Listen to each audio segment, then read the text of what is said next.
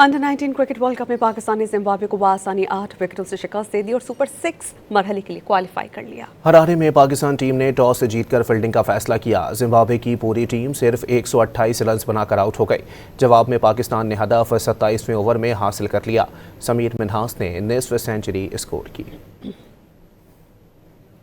Under 19 cricket world cup में पाकिस्तान ने Zimbabwe को बासानी 8 विकेटों से शिकस्त दे दी और सुपर 6 मरहले के लिए क्वालिफाई कर लिया। हरारे में पाकिस्तान टीम ने टॉस जीतकर फील्डिंग का फैसला किया। जिम्बाब्वे की पूरी टीम सिर्फ 128 रन बनाकर आउट हो गई।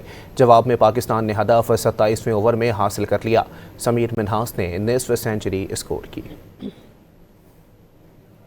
अंडर 19 क्रिकेट वर्ल्ड कप में पाकिस्तान ने जिम्बाब्वे को बासानी 8 विकेटों से शिकस्त दे दी और सुपर 6 मरहले के लिए क्वालिफाई कर लिया। हरारे में पाकिस्तान टीम ने टॉस जीतकर फील्डिंग का फैसला किया। जिम्बाब्वे की पूरी टीम सिर्फ 128 रन बनाकर आउट हो गई।